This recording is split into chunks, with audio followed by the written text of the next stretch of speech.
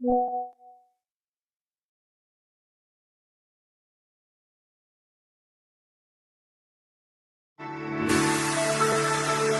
you have to put someone on a pedestal, put teachers. They are society's heroes. The duties of a teacher are neither few nor small, but they elevate the mind and give energy to the character. The best teachers are those who show you where to look, but don't tell you what to see.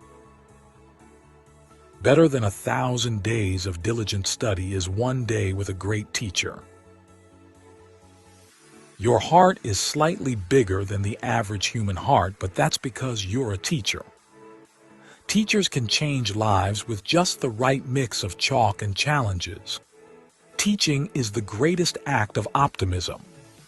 One child, one teacher, one book, and one pen can change the world. Students, don't care how much you know until they know how much you care. It is not what is poured into a student that counts, but what is planted. Teachers have 3 loves: love of learning, love of learners, and the love of bringing the first 2 loves together. The art of teaching is the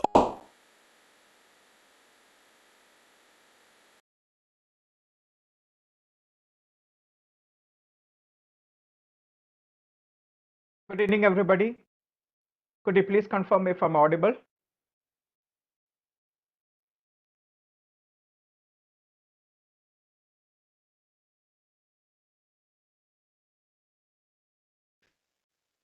All right, thank you.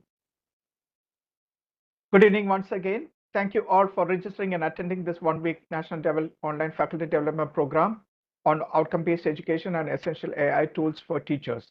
This is organized by the Internal Quality Assurance Cell, IQAC, of St. Thomas College, Palai, in association with the Kerala State Higher Education Council, the KSHEC.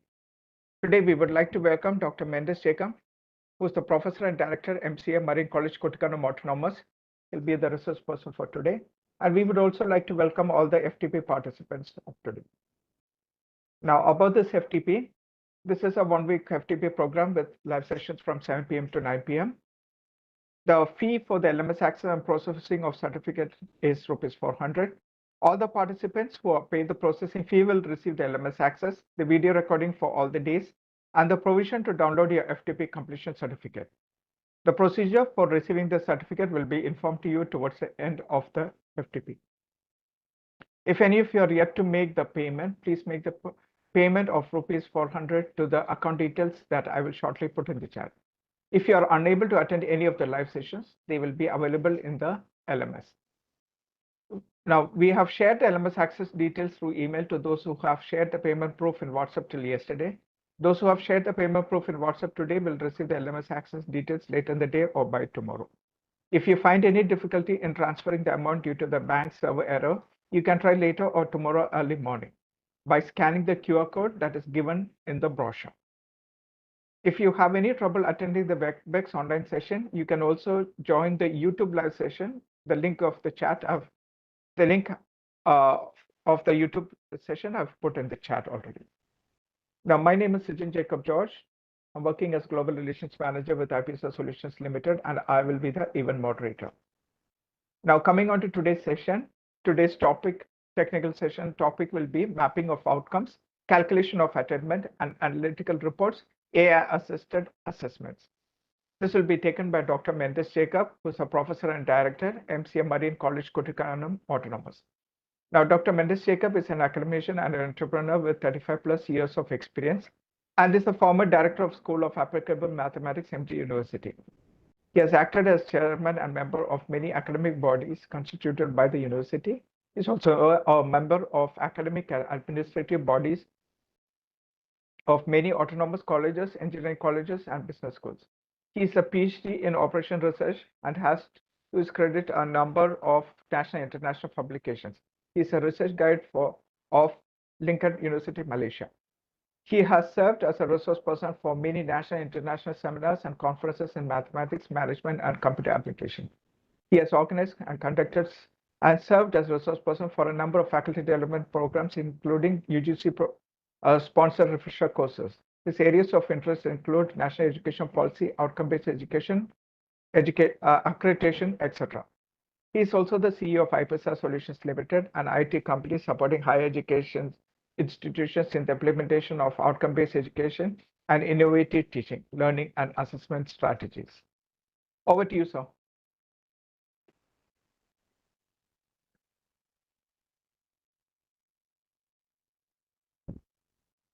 Audible?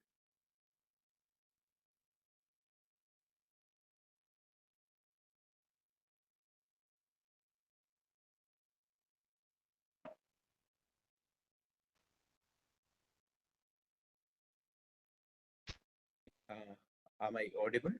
Yes, you're 100%. Okay, thank you. Thank you.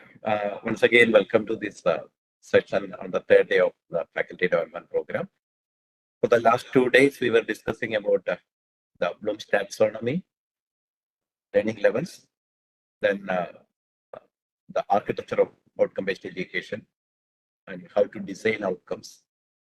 So today we will discuss about the mapping of outcomes, the attainment calculation, then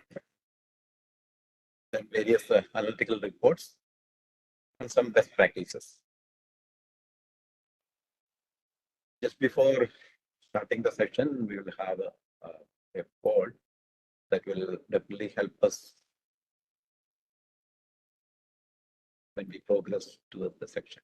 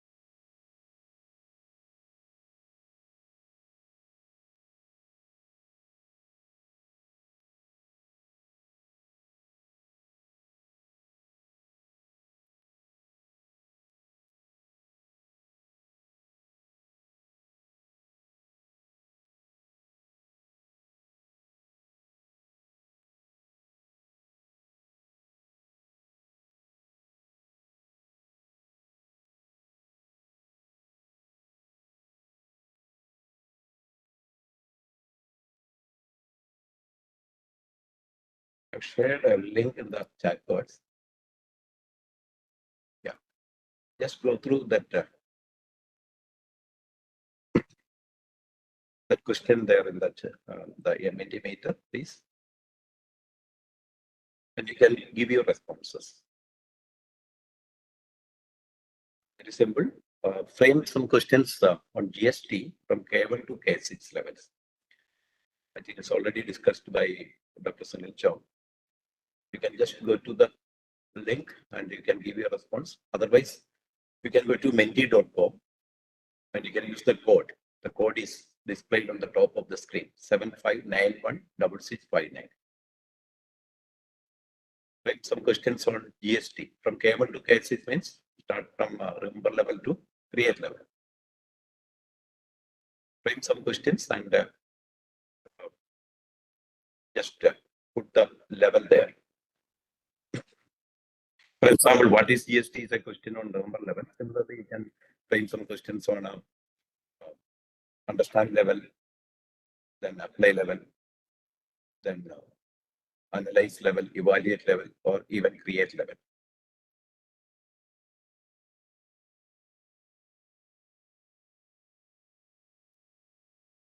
You can go to the link which is available in the chat box, or you can go to menti.com and you'll be asked a code there. So you can give that code that is on the top of the screen.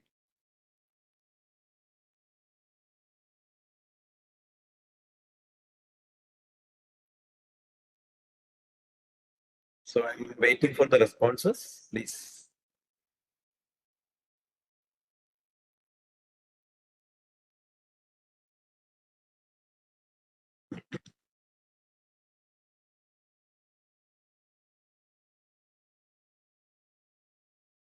Sijin, can you open the link?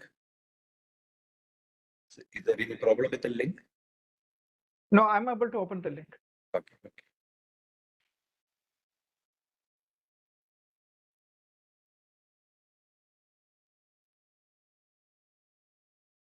Yeah, there's some responses coming.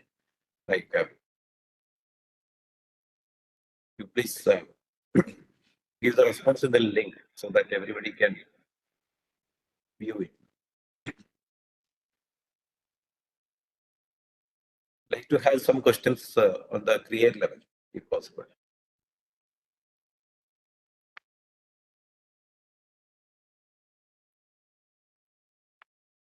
Or analyze level.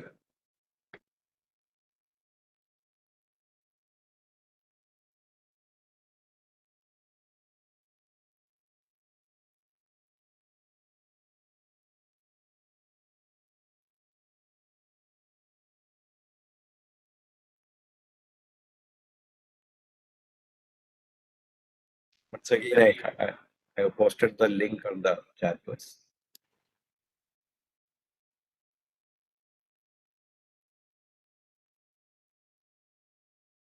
Okay, good.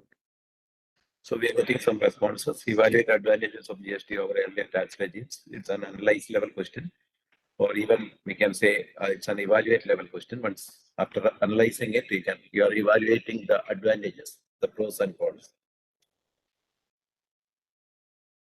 What is the contribution of Tamil Nadu to Indian GST the last 5 years? So what is that level? This type the level also. Yes. See, we are getting some questions. Now, any create level question?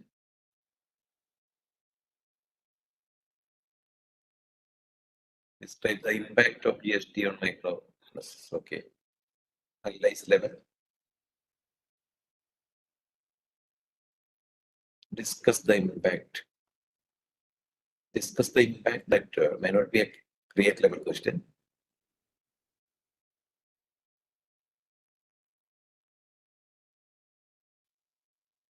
Develop a simplified guide on GST compliance for small businesses. That means you have to develop a new system. If you are going to develop a new system, definitely it's a create level question. Okay, this is only for our understanding, because for the further sections, we may require this. Okay, so that's fine.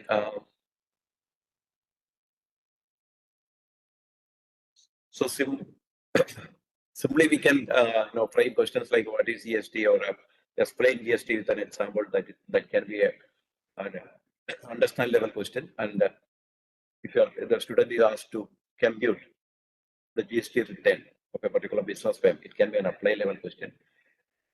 And analyze between systems. So that is again an analysis level question. Devise a strategy for a business to optimize its GST payments and to maximize input tax credit.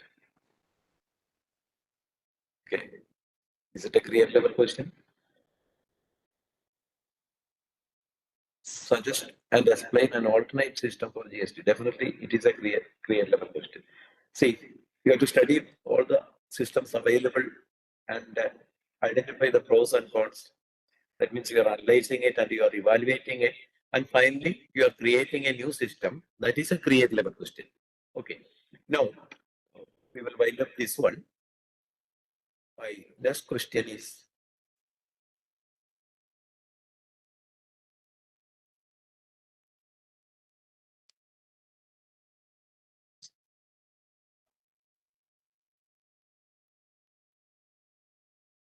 a business web wants you to help to develop IT solution. Discuss in detail how can you develop it. Definitely, a lot of analysis is required there, and of course, it can be an evaluate level question.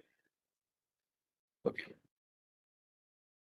Now we will one more slide. You can use the same link.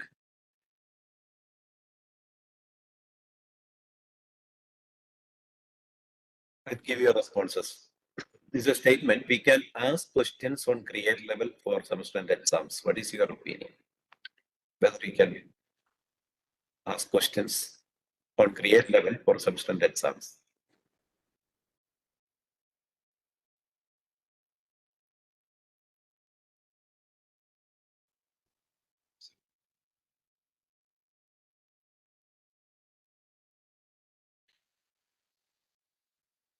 Okay, it's only one response.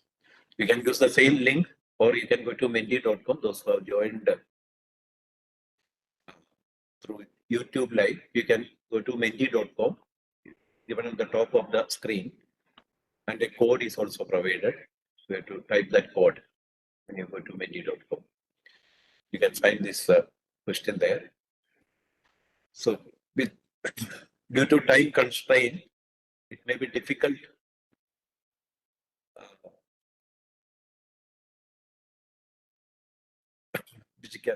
which may be difficult in the specified time there. No, we have only less time for the semester, and that's maybe maximum 3 hours. And student has to answer all the questions in the question paper in 3 hours. So it may be difficult for career level questions. Yeah, definitely can be asked if time permits.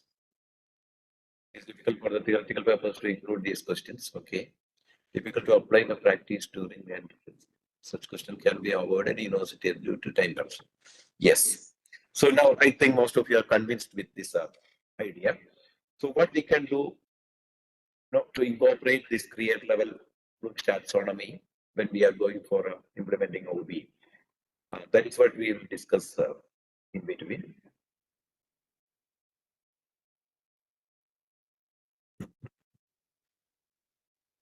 Okay. It depends on the course. For programming purpose, it is possible. For programming purpose, if you mean coding, it may not be possible. It's not easy. So you may have questions like develop a program on a particular area, likewise. But that is not a create level question because already you have given the program there in the class, or otherwise also it can be a maximum and apply level question, or even in some cases it's only an analyze level question. So this we can discuss later. Okay. Now I have one more slide. So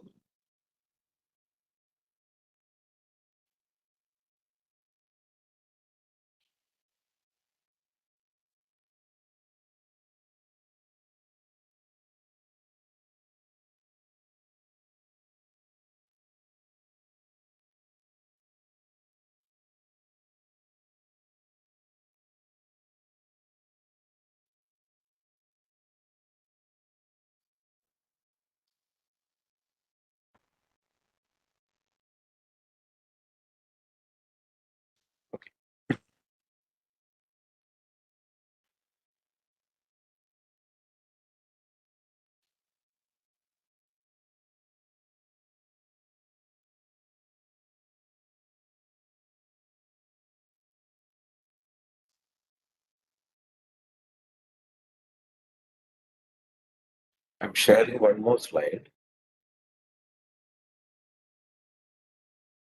one more link, so that you can give your response there.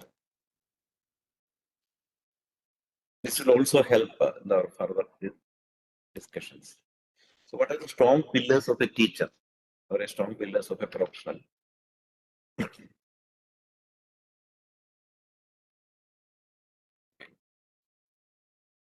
Please give your response. You can go to the link or you can use the browser. You can go to menti.com and there's a different code now. The code is displayed on the top of the screen. What are the strong pillars of a teacher?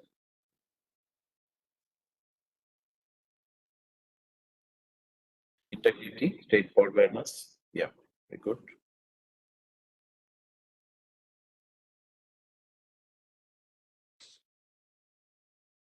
Passion to share knowledge. Students. Okay. Communication, passion, patience. Try to give your response in the Mentimeter itself. Okay, that will be visible for all of you. Then, ethics in profession, guiding capacity, sincerity, okay. Updated innovation, impartiality, yeah. Constant ability to learn, good communication with continuous learning, depth of knowledge.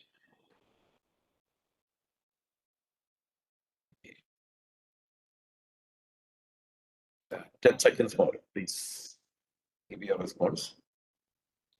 Facilitating to students, straightforwardness, new teaching methodologies, guiding capacity.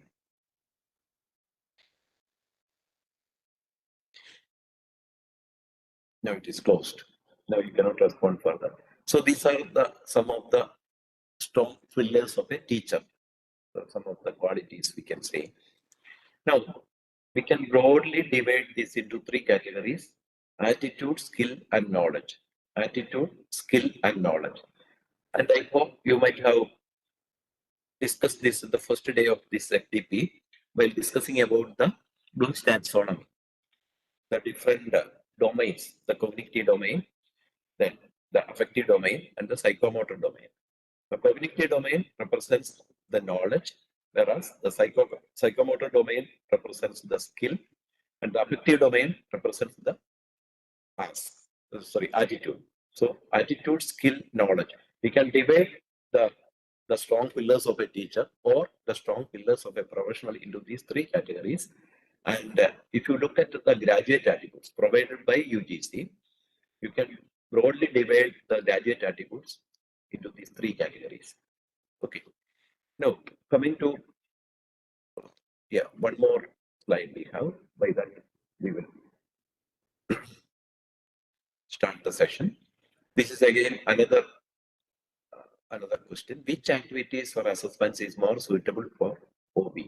You can use the same link which I have already shared.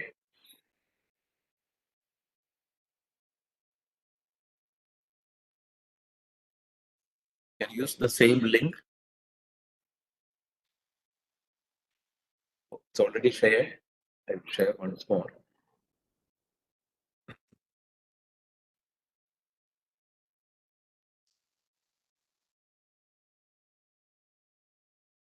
Or you can go to menti.com and you can use the code there. The code is displayed on the top. Please try to respond in the Mentimeter itself, not in the chats. The chat, the link is provided. You just click that link. You can respond the Mentimeter. So which activities or assessments is more suitable for outcome-based education?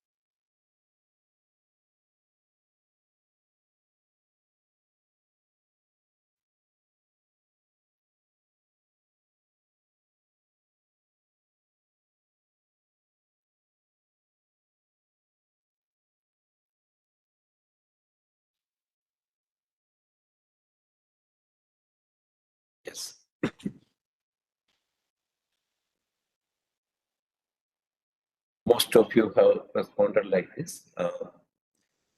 Most of you voted for project, then case study, then internship, then assignment, then seminar, and last is the exams. Okay. So it's true. Because in 3 hours exam or even 1 hour or 2 hour exam during the internal exams, we cannot evaluate a student based on the outcomes. And the knowledge levels like evaluate or create level higher order questions is not suitable for the substantive exams. So what we can do is during the project or a case study or internship, or if you can provide an assignment, there you can ask questions based on the create level. You can have tasks or assignments in the create level. Okay, so that is why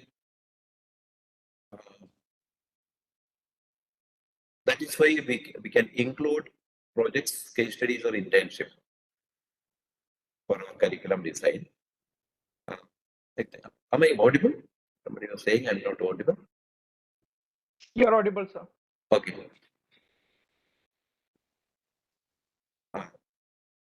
So with this, we will start the section. So I think now you have a clear understanding of how the best way we can implement OB, not just through exams, but we need many other innovative assessments or task assessments. So the coming days, we will also discuss about ChatGPT and AI platforms where you can generate creative assessments, okay, innovative assessments, so that the OB implementation will be easy. Now I will share my slide, just 1 minute.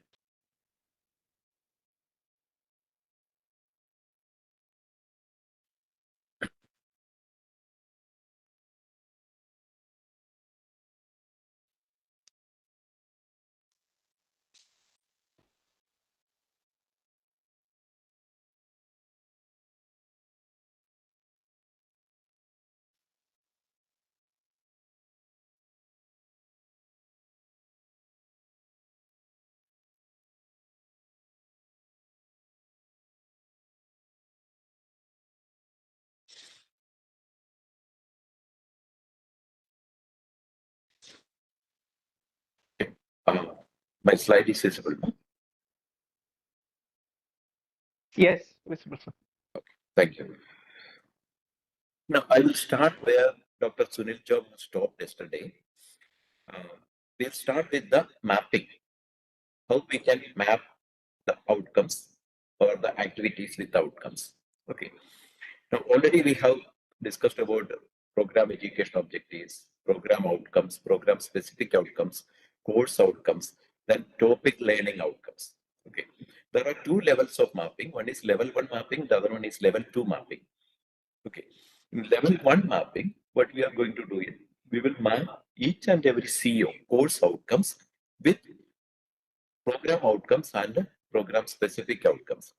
And PEO, we will calculate in a different way. We may have indirect assessments for calculating PEO. So we will discuss how to calculate the attainment of CEOs and PEOs today. I think, sir, I'm audible. I'm getting response like I'm audible.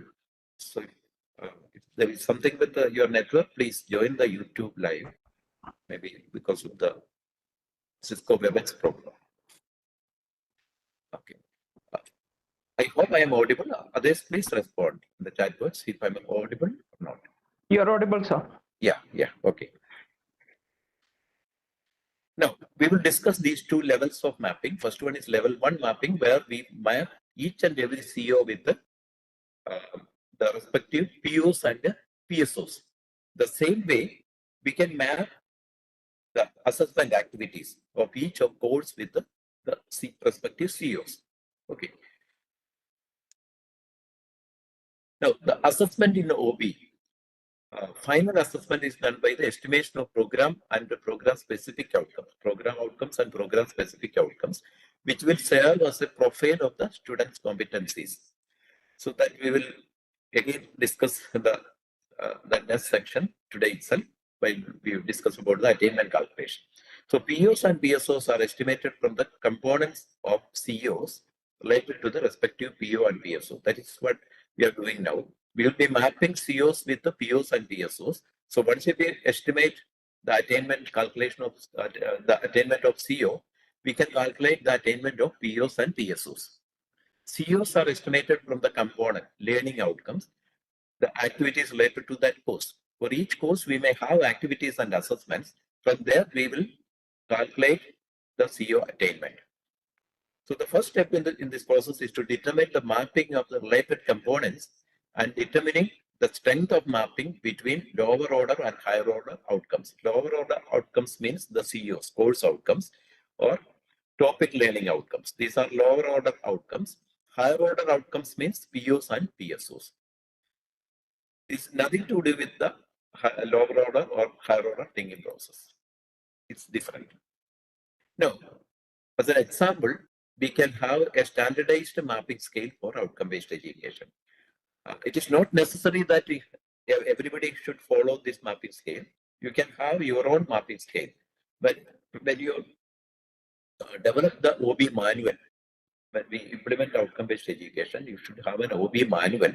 The template of an OB manual is already there in the learning management system provided to you. So you can just download it and you can use it for your institution. The template is available.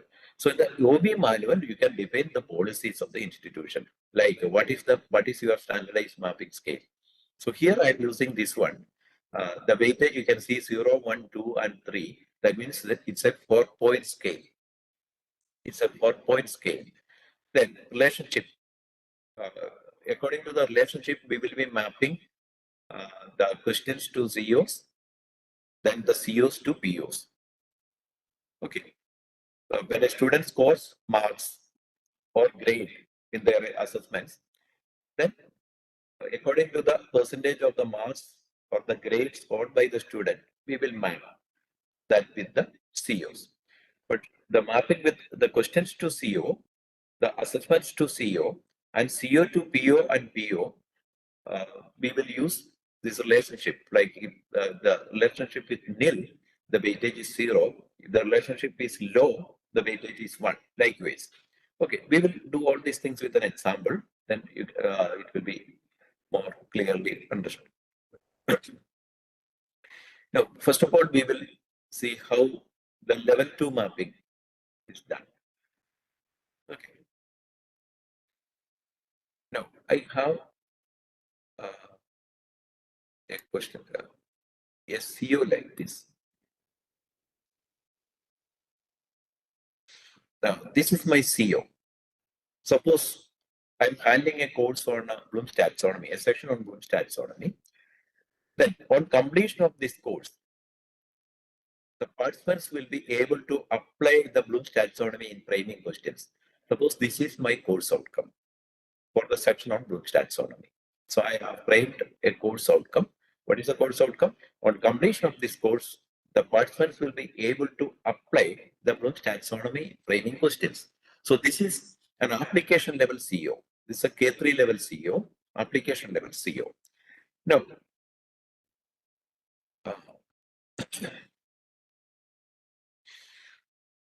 this is my assessment question. So my CO is an apply level CO. Now, I'm going to assess the participants. So my first question is, explain the different levels of learning in cognitive level. Explain the different levels of learning in cognitive level. Okay. So we have already gone through the cognitive domain. There are 6 levels of learning, starting from K1, K2, and finally the create level, that is K6. So there are 6 levels. Everybody knows it. So the participants will explain it. What are the learning levels in cognitive level? Okay. Now, how we will map this question to the CO? What will be the mapping strength here? Our CO is the apply level, whereas the assessment question is of the K2 level. That means understanding level. So what is the mapping strength of this particular question to CO? What will be the mapping strength? Can anybody suggest? You can put it in the chat box. We have the mapping scale 0, 1, 2, 3. Now, my CO is the apply level, and the assessment question is of understand level. So CO is of K3 level, whereas the question is of K2 level. What will be the mapping strength? I want to map this question to the CO.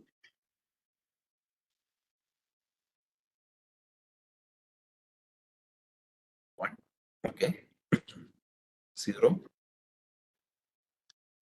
So I'm getting answers like 0, 1, etc. Okay, 0 and 1. Okay.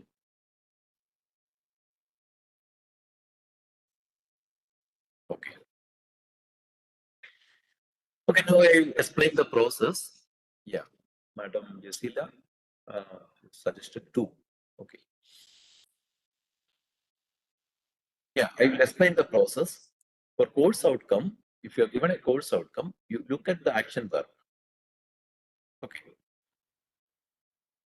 You look at the action verb. Here, it is an apply level. The course outcome is of apply level. That means K3 level. And for the question, what is the action verb? It's an understand level question. So the level of action verb is 2, K2. Now, I'm going to map a K2 level question to a K3 level CO. So my question is just one level below the outcome level. Okay. So in this case, I can give 2, weightage 2. Only one level is less. Okay. I will give you a formula for the mapping after one more question. Now, my next question is, using Bloom's taxonomy, prepare an application level question in your subject. So,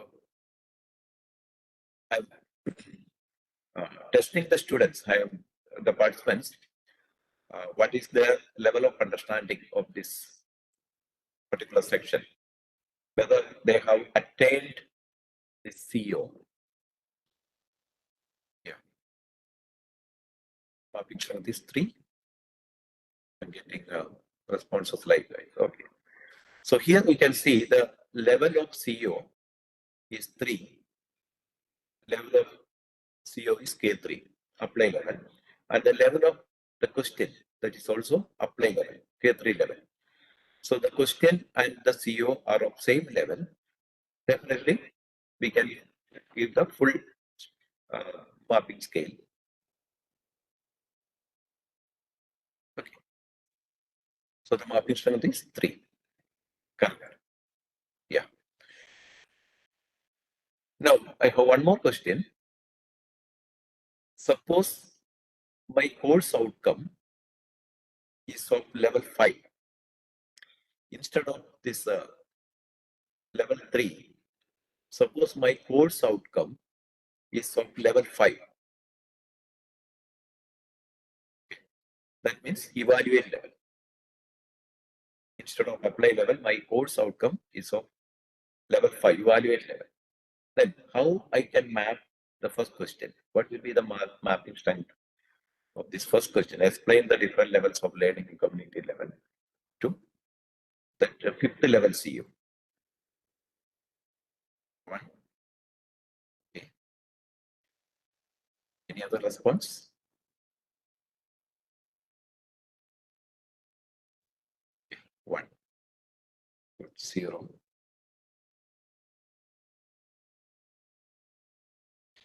Okay. 1, 1, etc.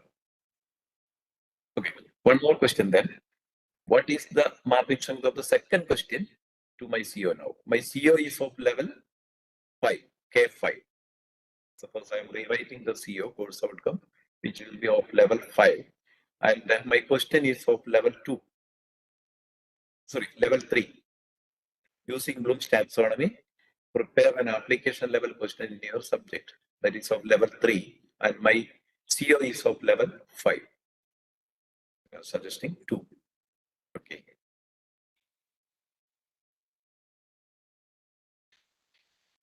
Okay. Now we'll give you a formula for identifying the mapping strength. It's very simple.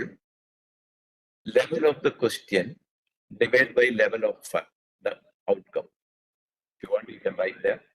Level of the question divided by level of the outcome into 100. Here you can see level of the question. The first question, level of the question is 2, whereas level of outcome is 3. 2 by 3 into 100. So you'll get what you will get.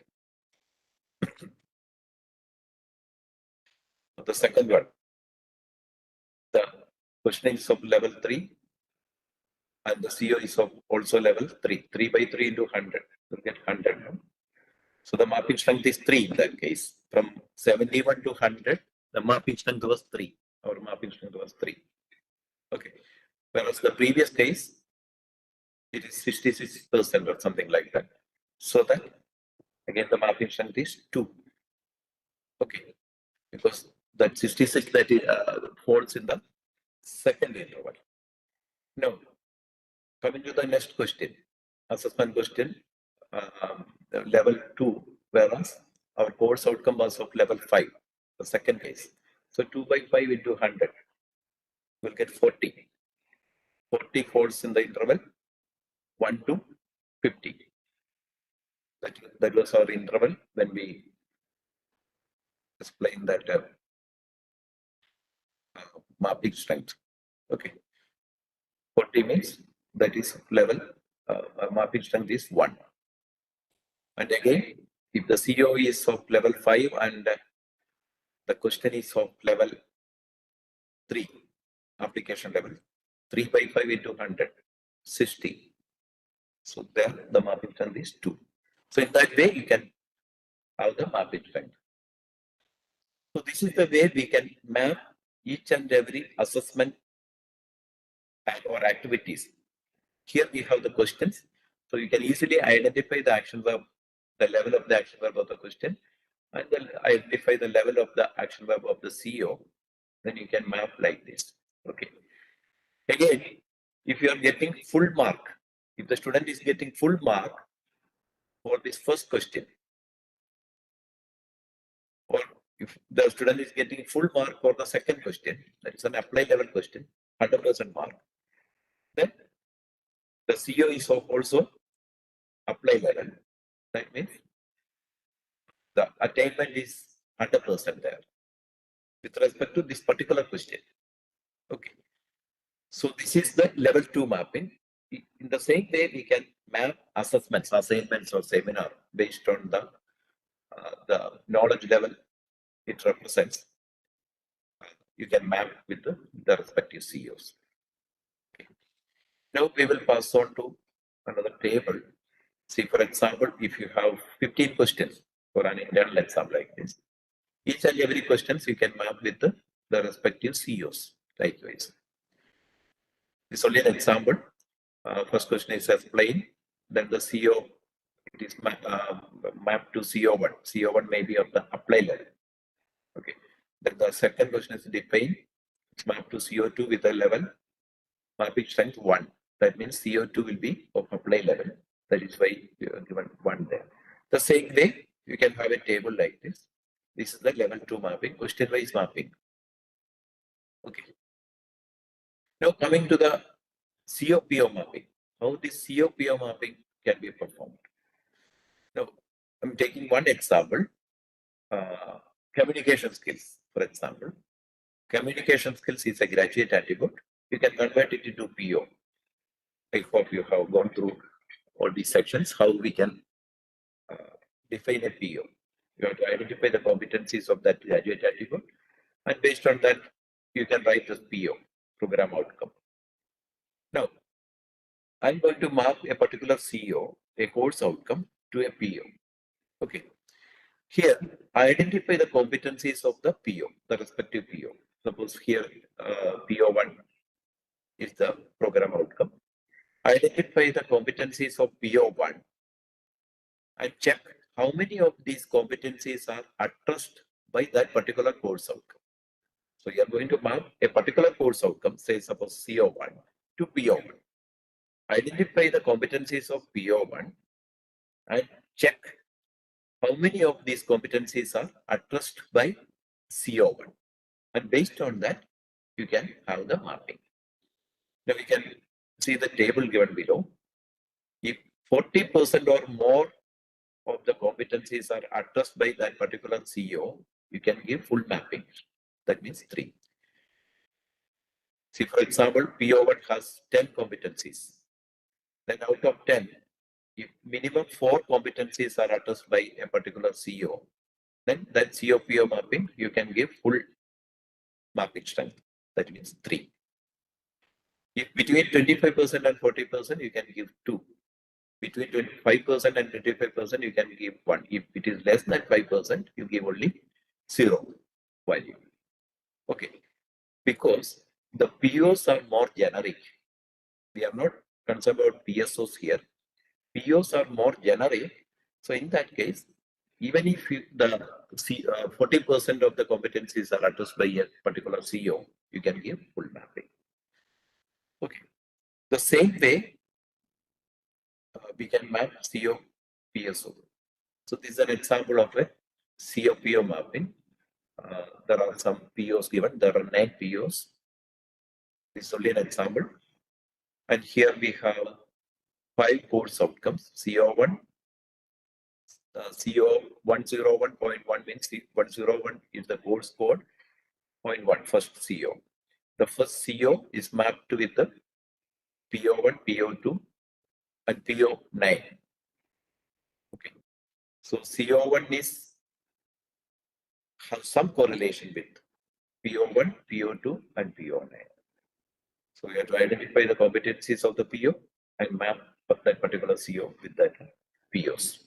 The same way CO2 is mapped, CO3 is mapped. So you will get a table like this at the beginning of the semester for a particular course. If you are teaching a particular course, you can have the mapping like this. And it will take only half an hour to 1 hour. This is only a one-time process.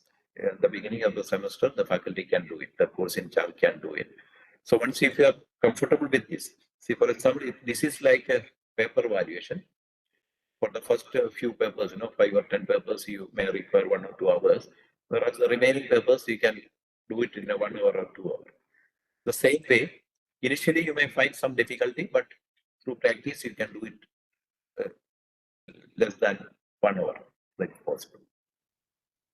The same way you can map CO with PSOs. PSOs means program specific outcomes. These are specific outcomes for a particular program. So there may be more mapping with more COs may be mapped with the respective PSOs. So that is about mapping. So we have discussed about 2 levels of mapping, level 1 mapping and level 2 mapping. Level 1 mapping means mapping CO with the POs and PSOs. Level 2 mapping means mapping different assessments or activities with the COs. Okay, now we will discuss how to calculate the attainment. If you have any doubts, please put it in the chat box. Any doubts regarding the mapping? If it is okay, then we will proceed to the calculation of attainment.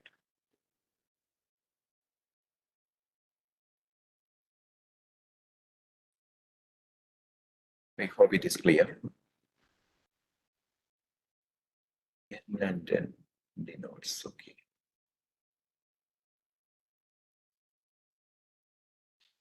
Here. Okay. Course outcomes, the number may be n. N means, suppose you have a BCom program. We have 3 years, 6 semesters. Suppose in one semester, average you may have 5 or 6 courses. So if you have average 5 courses in a semester, in 6 semesters, you have 5 into 6, that means 30 courses.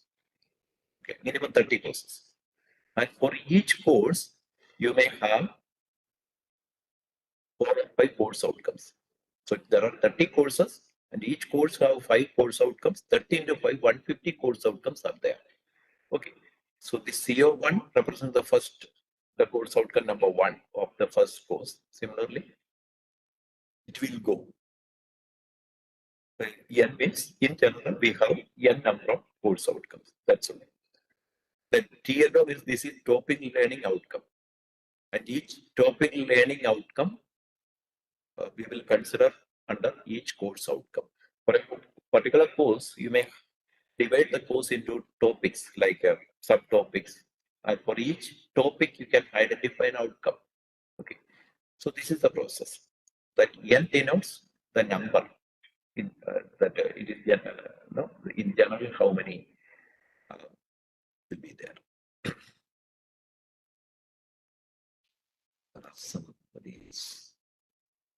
POs are institution specific and COs are course specific. How do we relate both?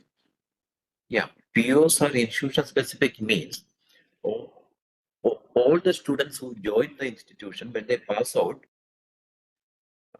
we are saying that they should possess certain attributes. That is POs.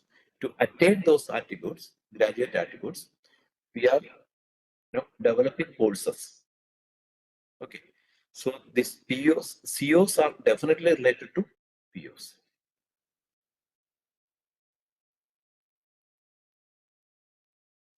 Okay. So we will pass on to the next one.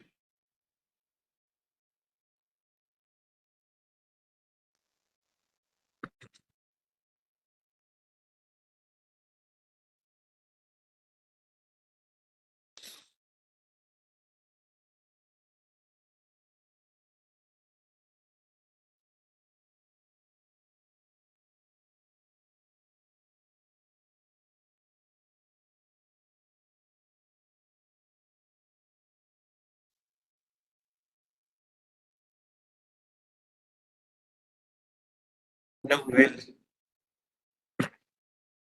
see how to calculate the attainment of outcomes. Attainment calculation will be analytical reports. Some tools I will introduce.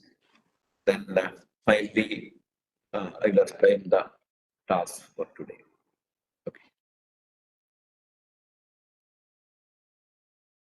All these are already covered. So I'm not displaying these slides. Yeah. So what is the difference between the traditional system and the outcome-based education? The traditional system, it is teacher-centric, whereas OB, it is student-centric. That is the difference, no? And the traditional system, its importance on teaching and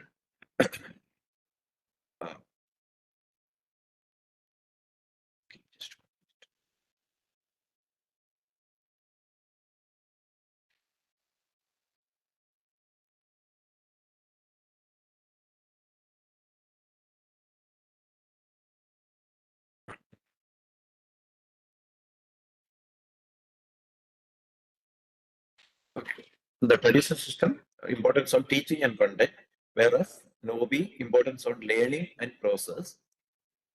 The traditional system, knowledge-driven and rote learning. Okay. But in the OB, learning ensures knowledge and performance. So that is a difference. I think you have already discussed many of these things, so I'm not spending more time on it. Again,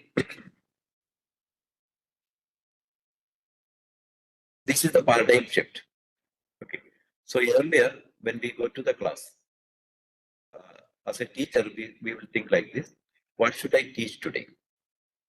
But the new system, when we implement outcome-based education, as a teacher, we should think like this: what should my students be able to do with what they learn today? So what should my students be able to do with what they learn today? That is the paradigm shift. Now, again, coming to this slide, I think most of you have seen this on the internet sometime. More learning happens when we teach others.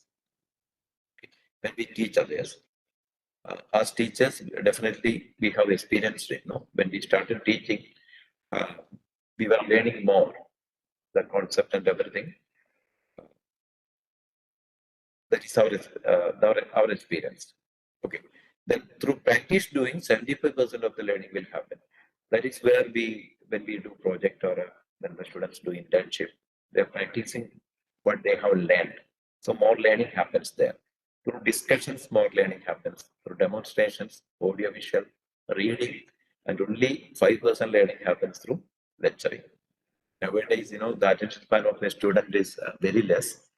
The recent research says it's less than 8 minutes. So when we are handling a section, a 1 hour section, just understand that the students' attention span is only less than 8 minutes. Okay. So this is again an example. When we implement OB, you should look at more projects, more internships, or more case studies likewise. So already we are convinced with that. This we have discussed for the 3 pillars of the teacher. Now we can see NBA has formulated 12 attributes for UG engineering. You can broadly divide this into these 3 categories. First one is a habit, lifelong learning. This is only a broad division. And this is what we have to calculate today. At the end of this section, we should be able to calculate the program outcomes, the attainment of the POs. These values are given out of 3. Because we are following a 4-point scale, the maximum is 3 there. So out of 3, what is the attainment of a particular student? It's only an example. Say disciplinary knowledge, 2.3 out of 3. Likewise, communication skills, 1.8 out of 3. So after the calculation, we should get a table like this. And this will serve as a profile of a student. Now, for this demo purpose, I will now explain the process of attainment calculation. So when you are going for accreditation, definitely when the peer team visits your institution, they will ask, what is the process? What is the process you have followed for the attainment calculation? For your knowledge, I'm explaining it with some examples.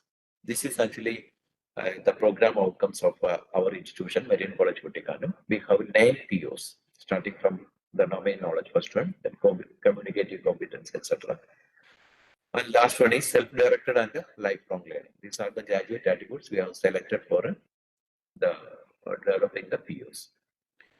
This is an example of a PSO of a PCA program. This I have taken from the internet. Maybe we need to refine it. Okay, for the time being, we can use this one. There are 5 PSOs, program specific outcomes here. And these are the course outcomes. There are 5 course outcomes. Again, I have taken this from the internet. Introduction to computers, there is a course, and we have 5 course outcomes. You can see the first one, identify the parts of the computer system. That is a course outcome number 1. Okay. Similarly, we have 5 course outcomes. We can have many other activities here. 2 of the activities are listed. One is an outreach.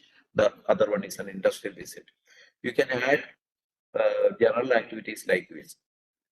If you can have more activities, definitely it is good when we implement OB. Then when we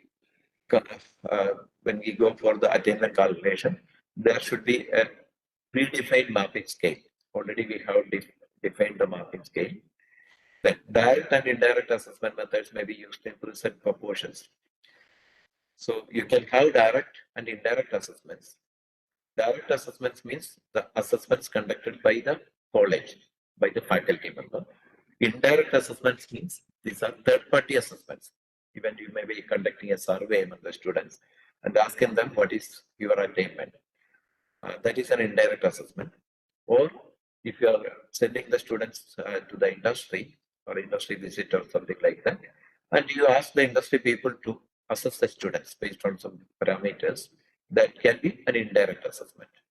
Okay. Then we can have components of assessments. There are many, you can add many components like this. There can be semester examinations, regular internal assessments, that other innovative continuous assessments.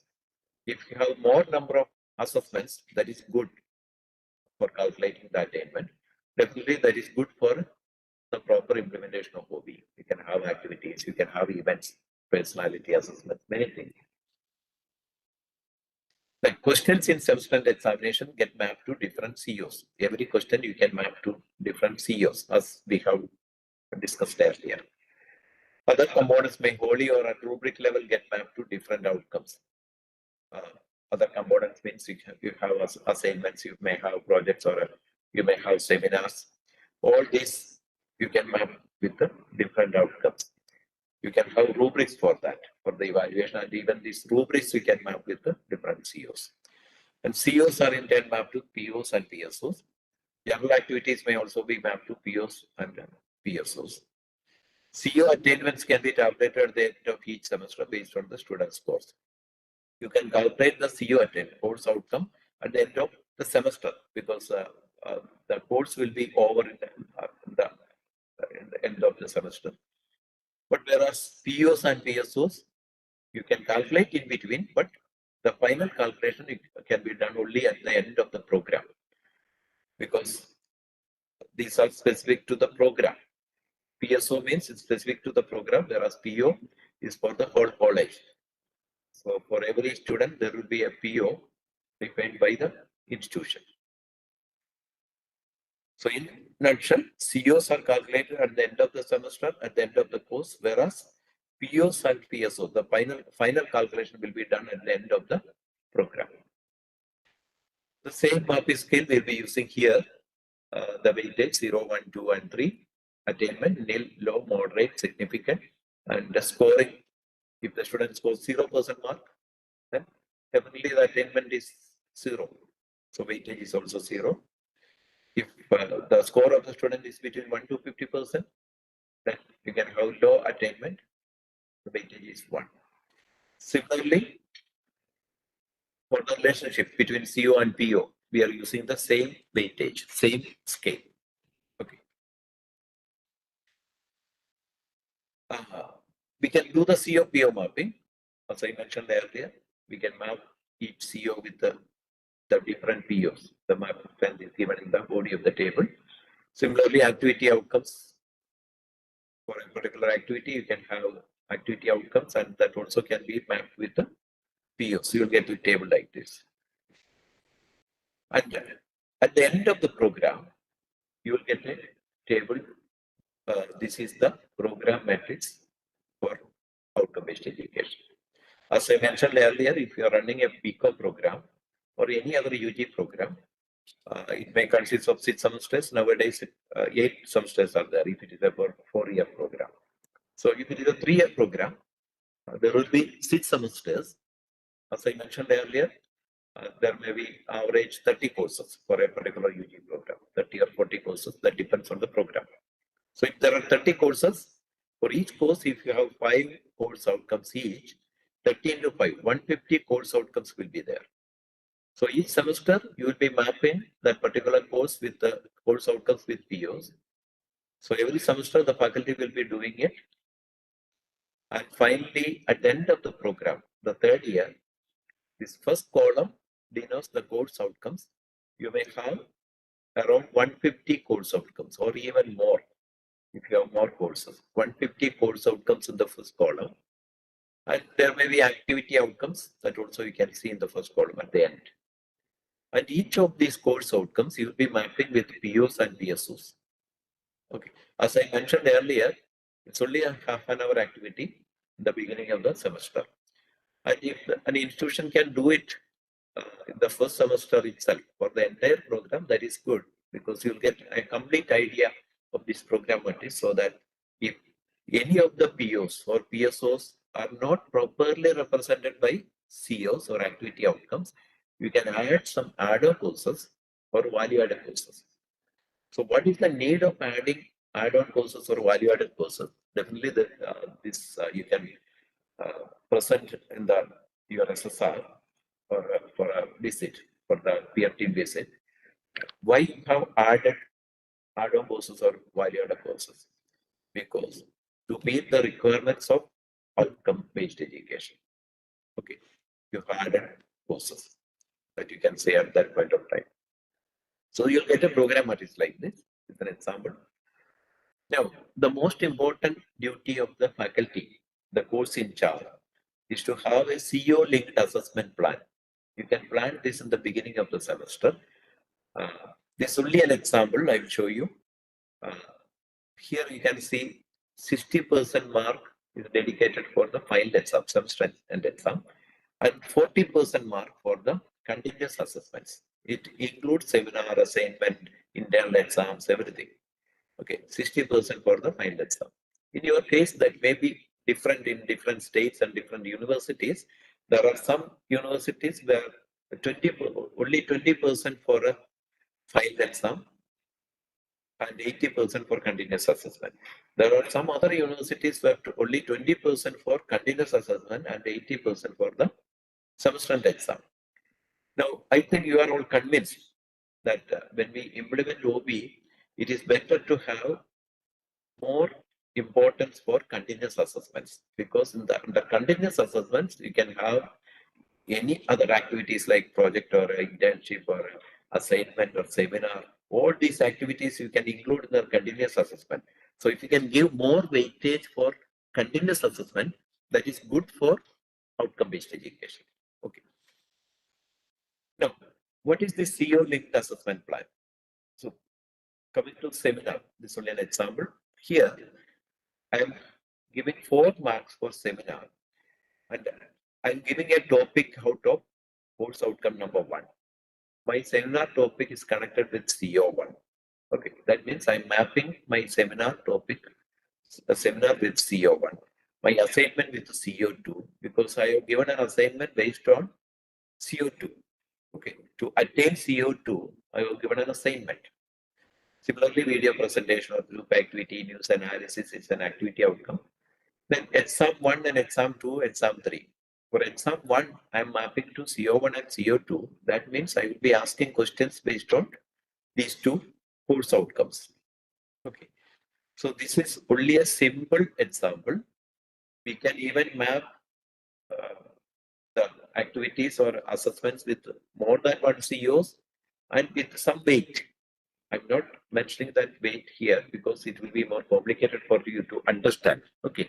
Because a lot of calculations are coming there. I hope this is clear for everybody. We can have a CO linked assessment file, and final exam you can see 60% mark is there. We have the entire syllabus for final exam. If it is like that, then the final exam we can map with the every course outcomes. If there are 5 course outcomes, you can have questions from every module or every unit, and each and every question can be mapped with different COs. Okay. So that is about the CO linked assessment plan. Okay. I hope this is fine with you. Now, how we will calculate the attainment for a particular student gets. I will explain how we can calculate the attainment for a particular student gets. Okay. Now, suppose I'm conducting the seminar and a particular student gets score 40% mark. 40% mark for seminar. Then what is the attainment? Going back to the mapping scale, you can see 40% comes the second level, 1 to 50%. And there the attainment is 1. Attainment is 1. And for assignment, suppose the student got 85% mark, 80% score. That means 85 is in the last interval, 71 to 100. So full attainment. Attainment is 3. Similarly, for video presentation, 70%. So 51 to 70%, it's only 2. Attainment is 2. The same way you can see exam 1, exam 2, exam 3. The attainment is in the last column. Okay. And for final exam, I'll calculate later because I'm calculating the attainment only for the continuous assessment now. After that, I will show how we can calculate in the for the final exam. Now you can see CO1 appears in two places in the continuous assessment. One for the seminar and one for exam 1. Okay. For seminar, the attainment is 1, whereas for internal exam 1, the attainment is 2. Okay, 1 and 2. Now, the attainment calculation we can do like this: CO1 1 plus 2 by 2. Average. Take the average. It's 1.5. Okay. Similarly, for CO2, CO2 appears in 3 places. For assignment, CO2. Group activity, again CO2. Exam 1, CO2. We have the attainment for assignment 3 plus 3 plus 2 divided by 3. 3 plus 3 plus 2 divided by 3. I'm taking the simple average, not the weighted average. I will show you later how we can take the weighted average. The same way we have calculated CO3, CO4 and CO5. Okay. Now, coming to the final exam, what we can do here. If you are a university or if you are autonomous college, then you can calculate the attainment of the final exam. For affiliated college, you have to adopt some other strategies that also I will explain later, because you are not getting the question-wise marks of a particular student. Okay, so you have to consider the total mark or some mechanism like that. Now, here, this question paper consists of 25 questions for the final exam. Okay, and I am picking those questions which are mapped to CO1. As I mentioned earlier, all the questions in the final exam and internal exam, we are mapping with the different COs. Each question will be mapped with the different COs. So here, out of 25 questions, I'm picking those questions which are mapped with the CO1, because I'm going to calculate the attainment of CO1 here. Now, question number 1 is mapped to CO1. Question number 16, 18, 23, and 25. These are the 5 questions here which are mapped to CO1. Similarly, we can identify those questions which are mapped with the CO2 and CO3. Okay, for calculating CO2 and CO3. Now, question number 1. The marks is 1. So the student scores 100% mark. So the question level attainment is 3. Don't look at the last column. We will discuss later. Then question number 16, again mapped with the CO1. The mark score 75% mark. That means question level attainment is 3. Similarly is the case with the question number 18, 50% mark, only 1 attainment. 23rd question, 60%, attainment is 2. 25th question, attainment is 14. So attainment is 1. Okay, so we got the question level attainment. So what is the last column, the weightage given there? Can somebody suggest what it is?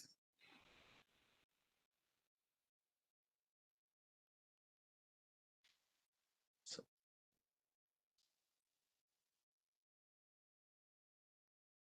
any suggestions? What is the last column?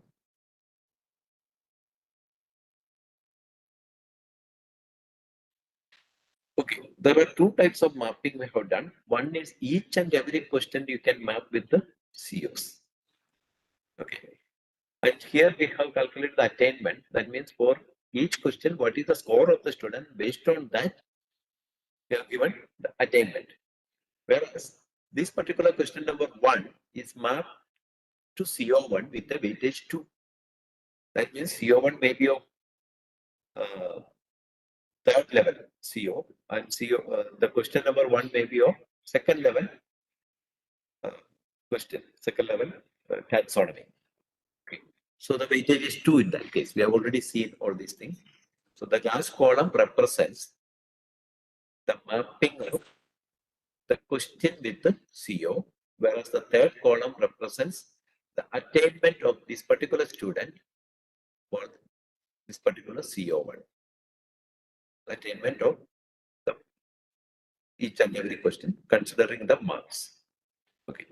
Here I am considering the weighted average. You can see 3 into 2 plus 3 into 3 plus 1 into 1, etc. divided by 2 plus 3 plus 1 plus 2 plus 3. Okay, 2.09. Okay, this is the attainment of CO1 for final exam of a particular student. Okay, a particular student. Similarly, we have to calculate it for CO2, CO3, CO4, and CO5 for this particular student. And if there are 60 students in the class, for 60 students, we have to calculate it. So manually, this is not possible, but you have to understand the process. That is why I am explaining the process.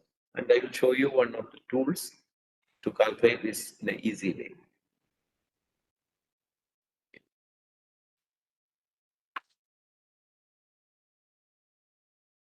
The ratio for calculation. How much importance we can give to continuous assessment and how much importance for final exam that we have to decide. Again, this is a policy.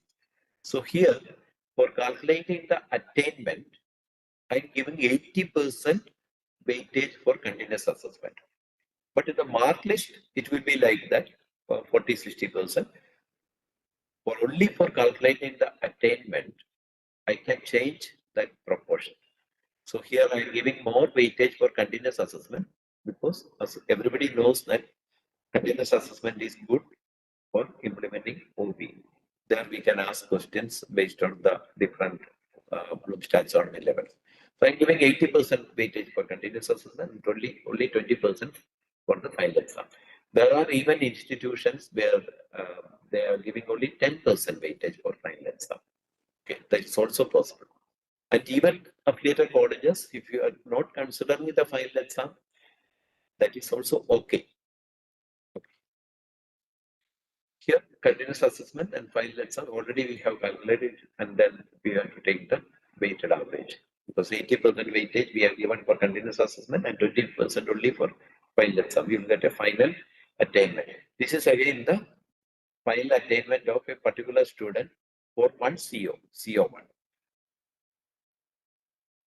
Similarly, we can calculate CO1, CO2, and CO5. You can conduct a survey. You can conduct a survey among the students.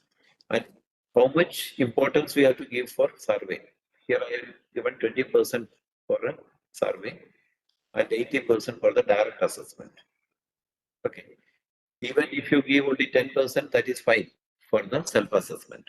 And with this proportion, we have calculated the final CO attainment of a particular student for CO1, CO2, and CO5. It's only for one particular student, for one course. Okay, the same way we have to calculate it for different courses for all the students. Now, while we'll get a table like this for each student for this particular course, what is the value of CO1, CO2, etc. The columns represents the value of CO1, CO2, CO3, etc. for a particular student. So we have 60 students, then one particular course will get a table like this. You can calculate the average CO attainment or what is the percentage attainment, everything you can calculate. I will show you a tool which will be more easy for you to understand. You can have more analytics like this, how much percentage of students attained more than 60% or more than 80% like this. Attainment levels are to be evaluated for all POs. Now we have calculated for COs. We have seen the process. Now we have to calculate it for POs and PSOs. And you will get a sample PO calculation like this. See, for example, all the COs, the first column, we have already discussed it.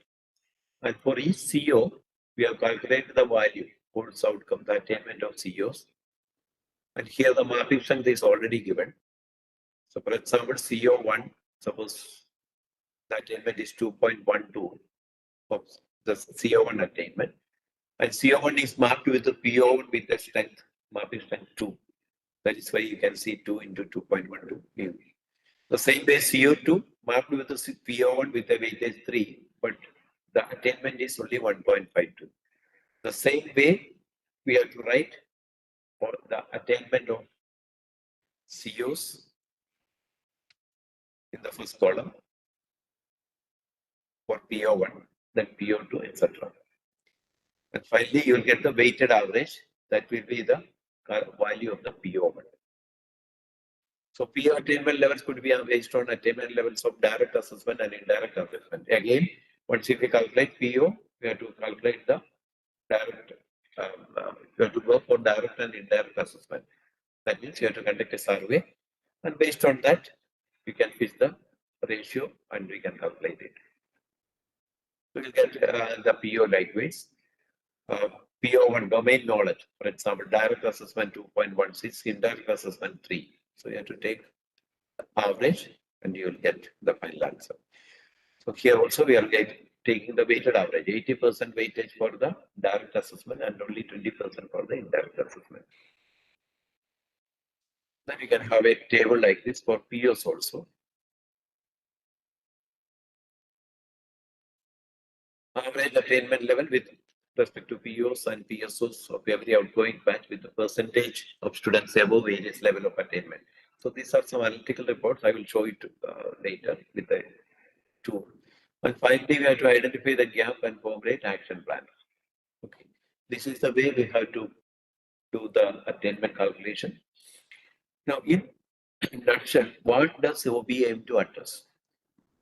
First one, what do we want the students to know or understand or be able to do? The skill set. Okay, this is the definition of the OB itself. Then how can we best help students to achieve it? As a guide with the n number of activities, or again with the assessments after the activity, as a guide we can help them in the learning process. Rather than teaching the full sections, it's better you can identify some activities. Even you can identify some activities which can be automated using Moodle or some other tools like Padlet. You can use it. Your Padlet is also included in the learning management system. You can go through those tools and you can implement it in your classrooms. And how will we know whether the students have achieved it? That is assessment. And we have to close the loop. Like, how do we close the loop for further improvement? Continuous quality improvement should be there. So we have to take the feedback again from the industry, from the alumni. Then, if required, you have to revise the syllabus. Like, that is my contact number and mail ID. If you have any doubts, you can definitely contact me. It's my WhatsApp number. So mail ID is also there. Okay. Now we will discuss about a tool where we will discuss the analytical reports, many things there.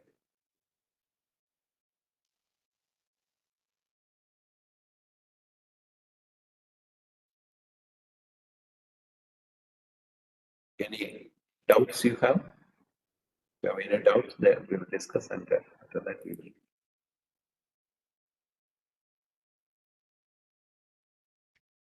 If you have any questions to Dr. Mendesa, you can post it in the chat and we will take it. I hope it is clear. Video is not stopped. Video is still there, madam. Please tell me about the course outcome survey. It is not course outcome survey. It is course end survey. At the end of the course, we can conduct a survey among the students. So you can ask the students, in your opinion, what is your attainment? You can give a scale 0, 1, 2, 3, 2, 5, or even we can use the same scale we have used here, a 4-point scale. You can ask like this, in your opinion, what is your attainment in this course outcome? And the students will answer for that. Okay, that is a survey. My email ID. Okay, it is shared.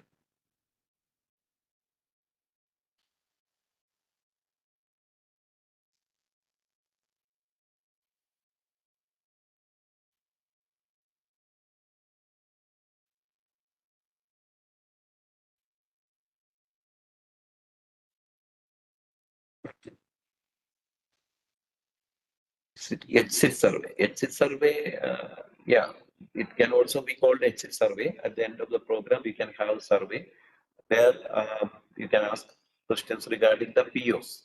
What is their attainment? And in some institutions, other than the CEOs, they will be asking some other questions. That is why it is also called exit surveys. Is it mandatory to conduct surveys based on the course outcome for calculating? Definitely. We have to conduct surveys because indirect assessment is also part of the process.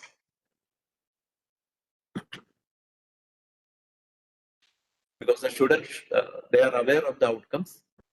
We have to explain the outcomes to them. They should be aware of the outcomes. And definitely they can give the responses. Okay. Now we will pass on to the next one.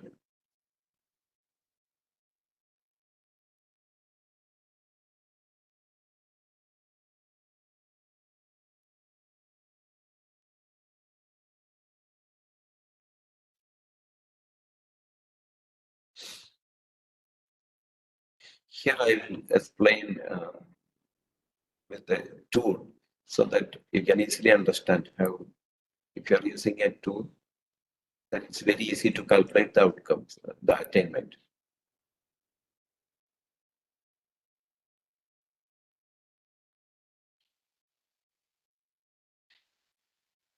Okay. This is a tool for calculating the attainment. I'm now considering the faculty login. I'm just logged into the faculty login. The faculty means the course in charge. So all the courses taught by the faculty are listed here.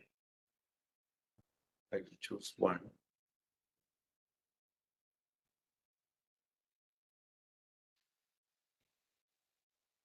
The first step is you have to upload the course outcomes. You can upload the course outcome by using a template, an Excel template, or directly you can add the course outcomes. It's already with you. Then you have to fix a target for each course outcome. For example, we have 60% target for a course outcome number 1, then 50% for course outcome number 4. Likewise, we have set targets for different course outcomes. This is the first step. Okay. Then you can have the mapping. You can have the COPO mapping. The POs are listed there. You can do the mapping again by using an Excel sheet. You can download an Excel sheet and you can do the mapping. It's already done. That's why you can see the mapping strengths there. So each and every course outcomes mapped with the different POs. The same way you can have COPSO mapping. And you can look at the summary. For example, PO distribution.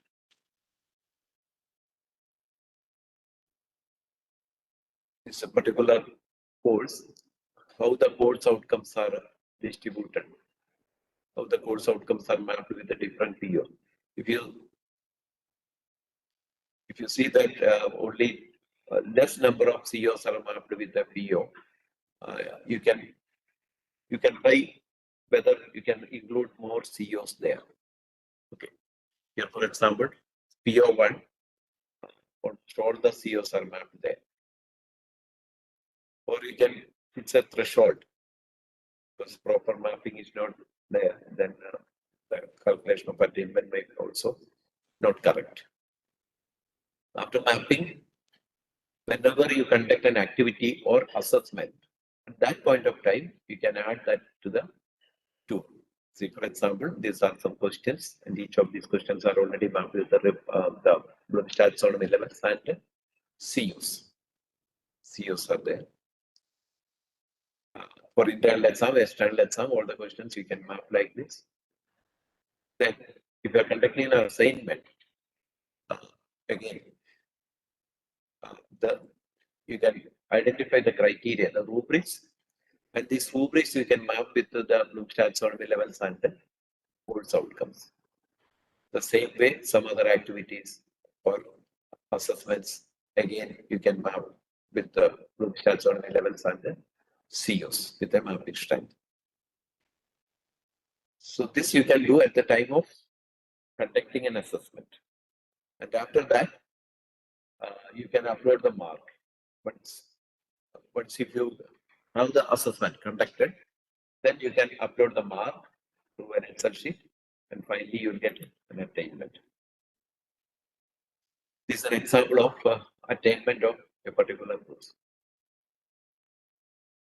Yeah, if it is a new course, you can fix the target as 50%. That's comfortable. So that, every time you have to improve the target. You can start with 50%. So this is the attainment level. This for each student, you can see CO1 average of the batch, CO2 average of the batch, CO3 and average of the. Likewise, you will get the attainment for the all students. So as I mentioned earlier, manually calculating this is impossible. So if you're using a tool like this, you just enter you just do the mapping, just upload the course outcomes, then upload the marks, and when we conduct an assessment, just upload the information regarding that assessment. You will get the attainment at the end of the semester likewise. In between also you get the attainment calculation, but that may not be complete. Because if you complete all the assessments and activities, then only you will get the correct attainment. Again, you'll get reports like this. This is an example of a report. You can see we have is the target of 60% for CO1. The average attainment is 2.25. Standard deviation is there. Here you can see 90% of the students have achieved this target of 60%. So out of 3, 90% means, sorry, out of 3, 60% means 1.8. So you can see 90% of the students have achieved that 60% target. CO2 also 90%, whereas for CO3, only 70.5% students have achieved this 60% target. Okay. In that case, you can have some other assessments, some other activity, and that may not be included in the mark list. But for calculating the attainment, you can have another activity, one or two more activities, and you can bring every student to a desired level. So when we fix a target, it's important that every student in the class, they should go up to that level. Or in other words, you can mention about assurance of learning in your SSR, in your accreditation activity. Assurance of learning is a buzzword nowadays. Many top institutions, they are using it.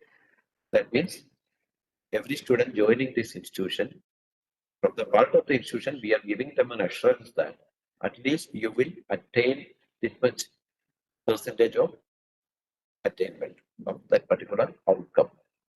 Okay. So this is one report, and we can have some other reports like the HOD login. We'll have more reports. I'll show you some reports. You get a progression report like this. This is the progression of, or the trend analysis, we can say, of a particular student. The student name is Abhishek Kumar. It's only a demo report. You can see the yellow line. The yellow line represents the batch performance over the semesters. So over the semesters, how the batch is progressing. Whereas the blue line represents the batch performance, and the yellow line represents the student's performance. So this is useful for PTA meetings. You can convince the parents with the data how the batch is performing and how your student is performing. So this is for taxonomy levels. You get it PO and PSC. So there are several reports. This is one of the reports. I will show you one more. This is the performance of a particular student in the second semester compared to the first semester. You can see more upward trends. more upward trend compared to the first semester for this particular student. In the second semester, we have more upward trend. Now, going to the third semester, let us see what happens. The third semester, you can see more downward trend. More downward trend. So that means something happens to this particular student in that particular semester, or there may be some problems with the faculty members, family problems, or some problem with a particular topic. That way, you can see there is a downward trend for this particular student in the third semester compared to the second semester. So we'll get a report like this is an outlay. No? So we'll get an outlay report, we'll get slow learners report, we'll get advanced learners report. All these reports, if you properly map the questions with the course outcomes and course outcomes with the POs, and you have a fair idea about the Bloom's taxonomy level. Then all these reports, we can say that we get accurate reports, and that will be useful for not only for accreditation purpose. For example, for remedial teaching, you can identify the students with these reports. Okay. So these are some of the reports. Some other reports are also available. I'm not going through all these reports.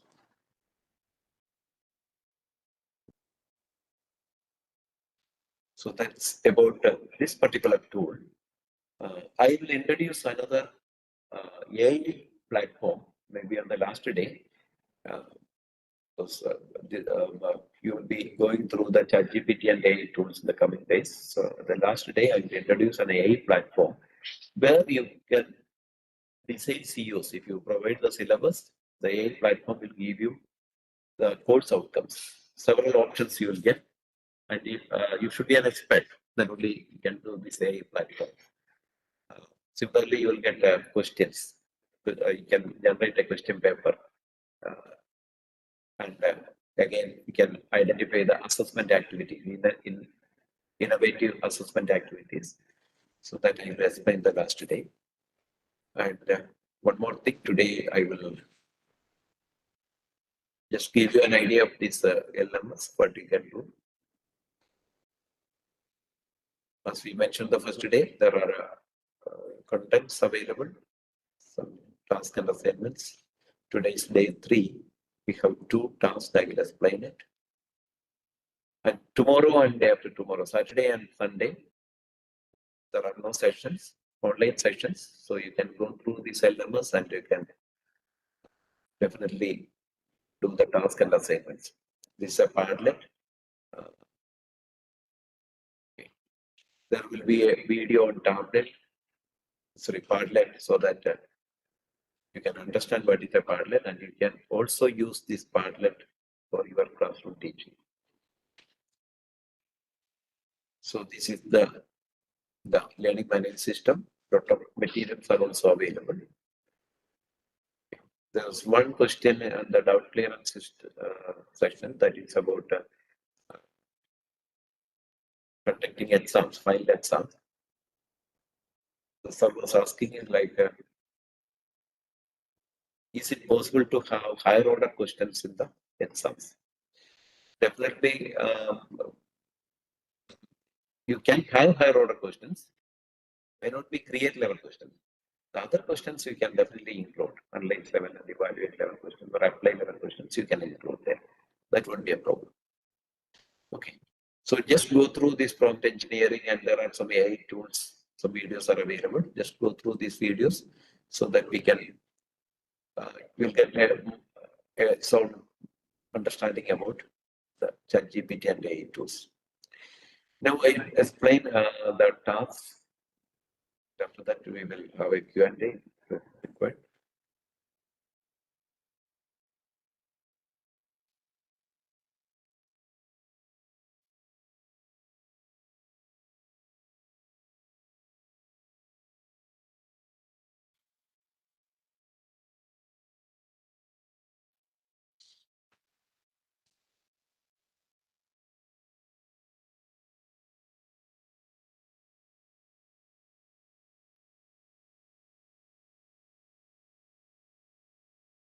So this is a task where formulation of assessment questions with respect to a course outcome and finding the marking strength.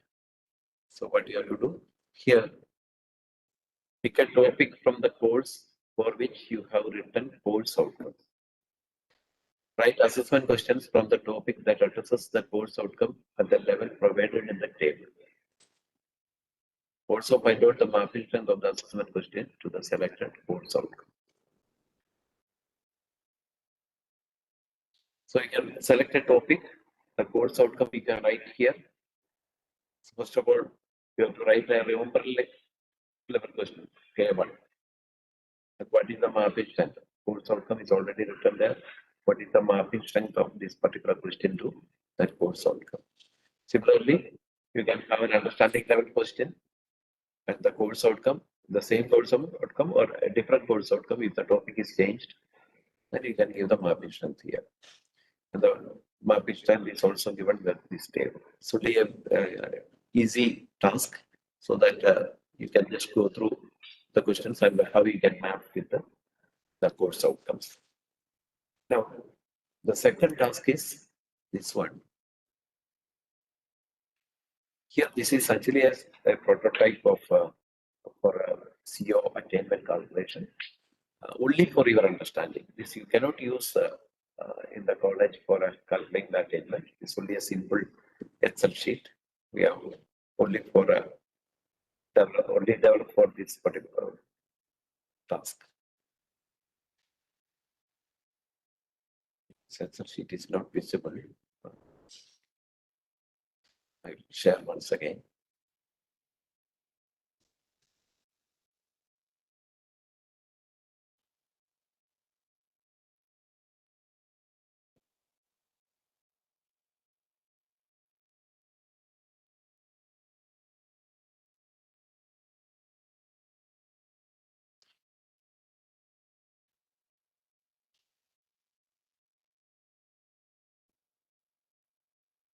So this is the Excel sheet.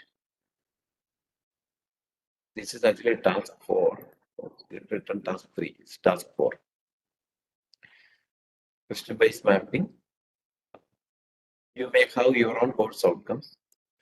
You can write the course outcomes here, one if required. Otherwise, no need of writing the course outcomes because the numbers are given in the first column. No need of writing it.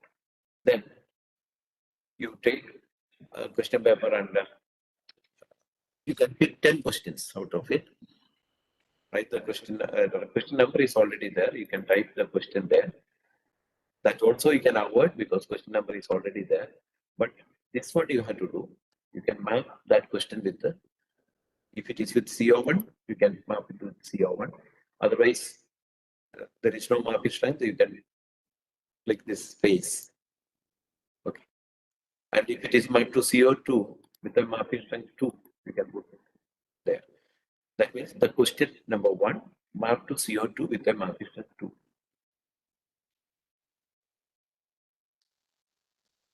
The same way, you can map all the 10 questions you have picked up with the respective COs. Okay. Then the maximum mark also you have to enter here. If it is a 1 mark question, you have to enter 1 mark. So these are the things you have to do. No need of adding anything here. Only the course outcomes, if you want, you can write the course outcomes here. That's fine. Otherwise, you just remember the course numbers, CO numbers. Then the questions, if you want, you can write the questions there. Otherwise, question number 1 is enough, which can be marked. But the marking you have to do, the maximum mark also you have to enter. I hope this is clear. Any doubt? And automatically, you will get some values here. Okay. So you can pick 10 questions. That's enough from a question paper. And you can do this process. Then the second sheet, you can see the second sheet, mark entry. Again, you can pick 10 students. You can write the name if you want, otherwise roll number 1, 2, 3, that is enough.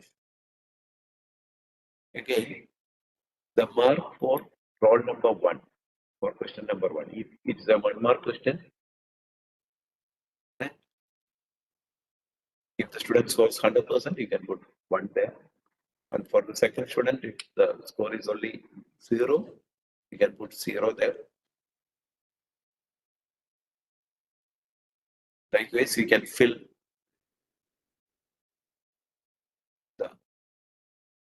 these rows and columns. So you can consider 10 questions and 10 students. Okay. One more thing you have to fill in the second sheet, that is the target you have to visit. If it is a 50%, you put the 50%. And number of students, how many students you have picked up. If it is 10, you have to 10. So this is what you have to do in the second sheet. So first sheet already I have explained. This is the second sheet. You can do this. Any doubt regarding second sheet?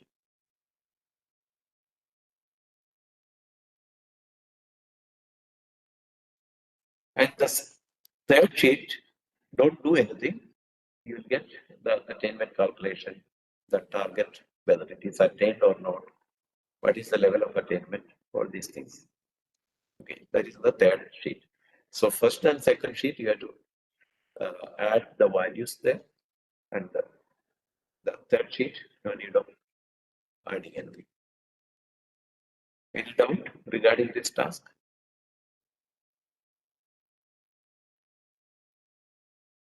Okay. I think there are some questions in the chat box.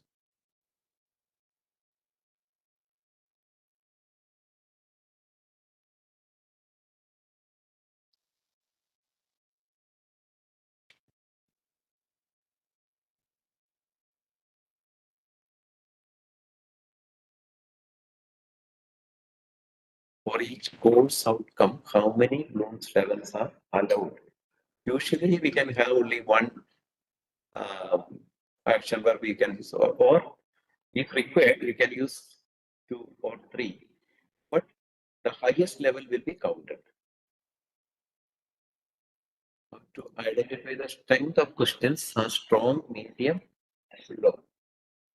It may vary from staff to staff. I may assign strong for a question, but for the same question, another staff may assign it. It is true, madam. It's true. But some universities, they insist on marking this difficulty level.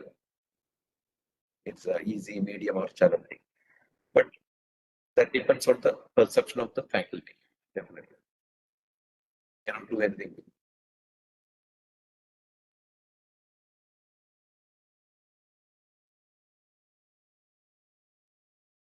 Yeah, Madam Jasila, she has advised others, also you check in your spam folder for mail for the LMS. Appropriate approach to calculate final indirect attainment by considering student exit survey alumni. Parent survey based on POs, PSOs, and POs at the end of a 4-year program. No, alumni survey, employee survey, and parent survey, we are considering only for a PEO, not for PO and PSO. For PO and PSO, we can consider only the exit survey from the students. Okay, no problem. We can consider it, but we are giving only low weightage for that. Even if you give 10% or even 5%, that is okay, because NAC and UGC, everybody is insisting on inclusion. So every stakeholder should be involved. That is why we should conduct an indirect survey of the students. But the weightage you can reduce there. That would be a problem.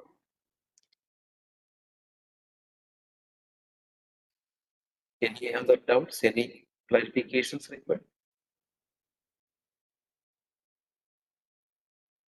Some of our attainment values are higher than the target value. Definitely, it should be. Because if you are fixing a 60% target, definitely all the students should be above that. Okay. It's not a problem. It is good. So that next time you have to increase your target also.